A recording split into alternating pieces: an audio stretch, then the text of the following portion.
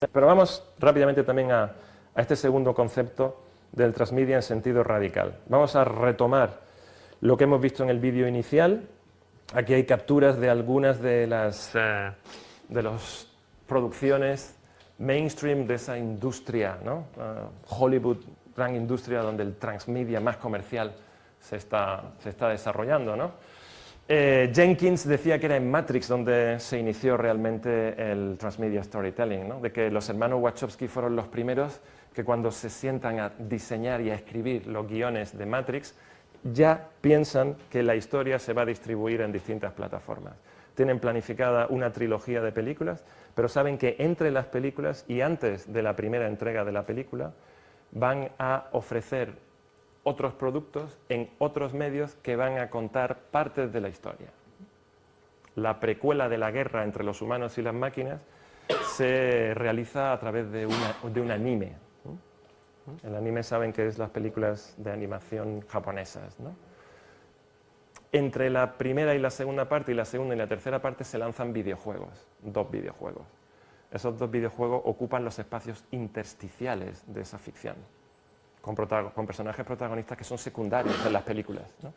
Entonces, es como si hubieras pensado, ahora vamos a ver un esquema en que esto se ve muy bien, y ellos teóricamente son los primeros. Juego de Tronos, El Señor de los Anillos, no El Señor de los Anillos de Tolkien, sino El Señor de los Anillos de Peter Jackson, ¿no?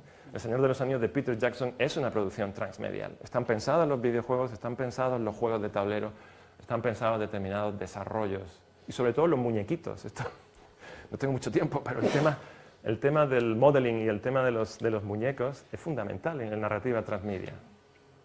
Las narrativas transmediales más potentes tienen que ver mucho con el modelado de los muñequitos que se venden para que los niños jueguen con esto, ¿no? Los primeros teóricos del transmedia storytelling, que no empieza con Jenkins, que empieza con una señora que se llama Marcia Kinder, habla de que son los Pokémon los que empiezan realmente el territorio de las narrativas transmediales. Y los muñequitos, que es donde más dinero hacen estas franquicias muchas veces también, son fundamentales porque se sigue jugando e imaginando sobre esas ficciones de las películas y la serie de televisión con los muñecos, ¿no? Game of Thrones, Sherlock. La definición original, y la traduzco rápidamente, este señor es Henry Jenkins, que antes trabajaba en el MIT y que ahora trabaja en California.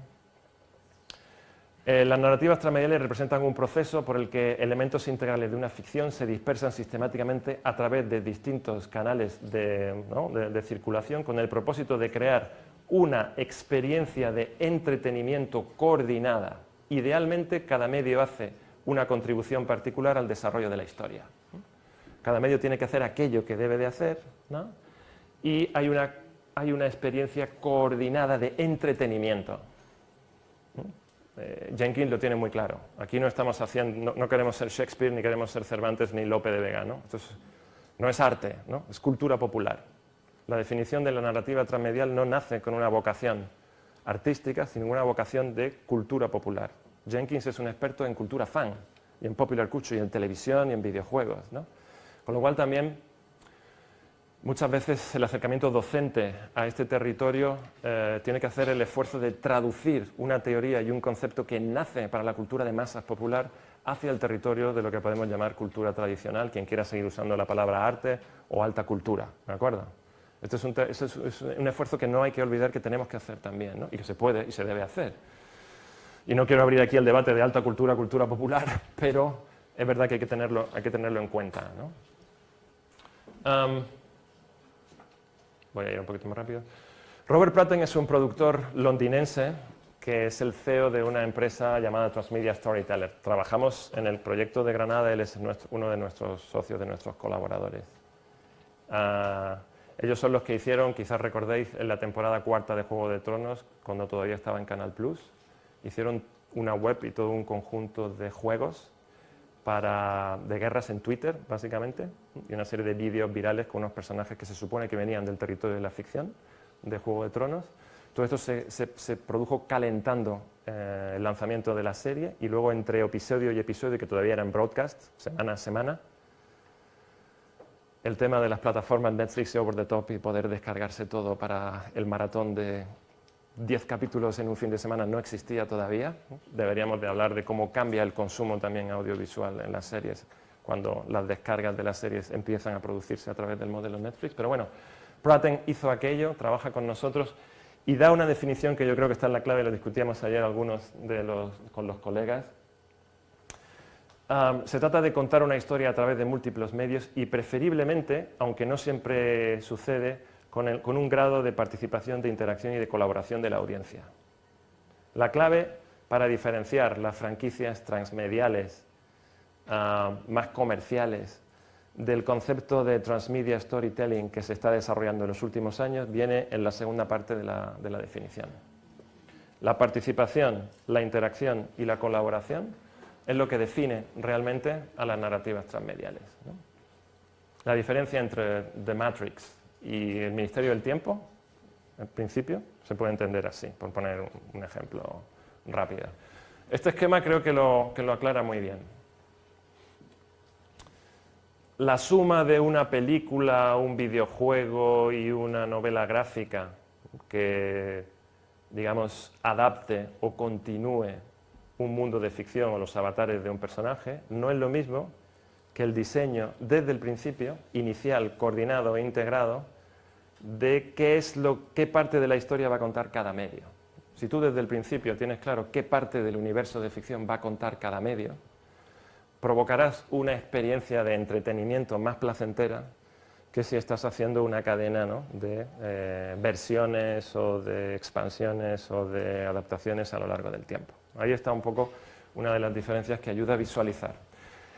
Carlos Alberto Scolari, que es el gran introductor del concepto en nuestro entorno, en Latinoamérica y en España, insiste en el carácter también interpretativo de estas historias, ¿no? Como digo, el gran proyecto del que oirán hablar hoy, de Transmedia Literacy, es del que me he permitido poner 2 diapositivas muy rápidamente, porque ya tenemos a María José aquí.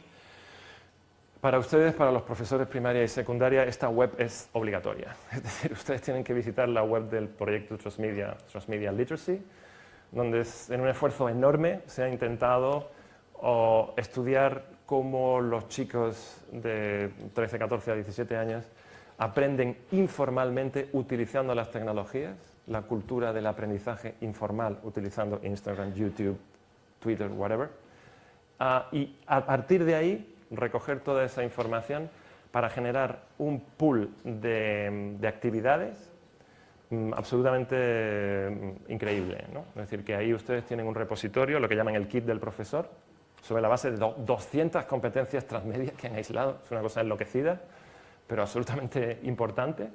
Y esto es lo que ustedes deben también de conocer. Básicamente, por terminar, porque como tenemos a Massanet no tiene mucho sentido, los 3 grandes bloques en los cuales el proyecto ha identificado que hay que trabajar es en las competencias que tienen los estudiantes en videojuegos, en redes sociales y en web, y en culturas participativas. Me gusta mucho que en este proyecto se identifique desde el principio que, aunque demos por hecho que los nativos digitales son competentes eficazmente en el uso cultural de estas herramientas, esto no siempre es así.